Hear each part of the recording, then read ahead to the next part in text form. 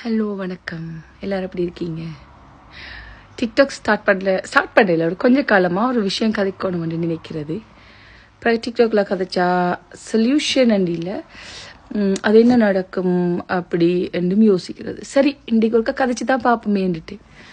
எப்படின்னு சொன்னால் உங்களோட ஃப்ரெண்ட்ஸ், உங்களை சுற்றி இருக்கிறாக்கள், உங்களோட சரௌண்டிங்ஸ், உங்களோட ஃப்ரெண்ட்ஸ், ஃபேமிலி, இவங்க யாராவது உங்களோட நல்லா பழகுவாங்க, அவங்களோட தேவைப்படுற வரைக்கும்.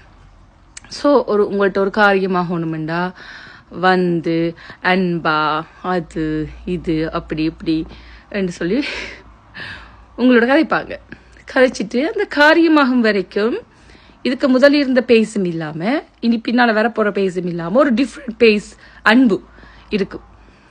அன்பை காட்டுவாங்க.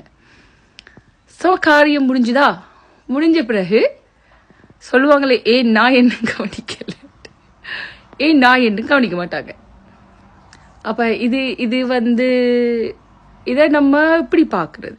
இப்போ ஒரே பர்சன் ஒரு தரம் செய்தால் நம்ம சொல்லுவோம் ஒரு தரத்தை அனுபவமாகவும், ரெண்டாம் தரத்தை என்ன சொல்கிறது வேனஸாகவும், மூன்றாம் தரம் ஓகே தட்ஸ் இட். அதுக்கு பிறகு அந்த ஆள் அந்த பிளே செய்யுமே இருந்தால் நம்ம அதுக்கு பிறகு அதை மன்னிக்க தேவையில்லை. இந்த சென்ஸ் அதை நம்ம திருப்பி செய்ய தேவையில்லை. இல்லாட்டி அந்த ஆளோட நம்ம கொஞ்சம் கவனமாக இருக்கணும்ன்ற ஒரு இது இருக்குது. ஆனால் எனக்கு நிறைய திரு நடந்திருக்கு. அப்படி இருந்தாலும் அவங்களோட கதைக்கோணும். நமக்கு என்ன, அவங்க அப்படி இருந்தால் நான் ஏன் அப்படி இருக்கேன், நான் அப்படி இல்லை, அப்படியெல்லாம் சொல்லியிருக்கிறேன், அப்படியெல்லாம் கதைச்சிருக்கிறேன். ஆனால் பார்க்க என்ன நடக்குதுன்னு சொல்லி சொன்னால் திருப்ப நம்ம தான் அடி வாங்கிட்டு இருக்கோம். அப்படியே நாட்கள் நல்லா தான் இருக்கிறாங்க. அவங்களுக்கு முதல்ல இந்த சரௌண்டிங்கை விட சரௌண்டிங் கூடுது, இல்லாட்டி ஃப்ரெண்ட்ஸ் கூடுது. ஏன்னா அவங்களுக்கு அந்த டாக்டிக்ஸ் தெரிஞ்சிருக்கு. ஒரு ஆளோட எப்படி கதைக்கோடும், எப்படி காய்ச்சா காரியமாகும் அப்படின்னு நமக்கு அது தெரியல. ஸோ நம்ம என்ன செய்வோம், கோபம்னு சொன்னால் நேரடியாக காட்டிட்டு போவோம். அவங்க ஒரு நாளைக்கு இந்த கூட்டத்தோட காய்ச்சிட்டு இருப்பாங்க, இந்த கூட்டத்தோட பிரச்சனைனா அந்த கூட்டத்தோட காய்ச்சிட்டு இருப்பாங்க. அப்படி இந்த கூட்டமாக சேர்ந்து கதைச்சு கொண்டு இருக்கக்கூடிய மாதிரி இருக்கிறாங்க. நம்மளுக்கு இந்த கூட்டத்தோட பிரச்சனை ஆகினாலும் அதுக்கு பிறகு நோம்பலா திருப்பி கதைக்கலாம இருக்கு.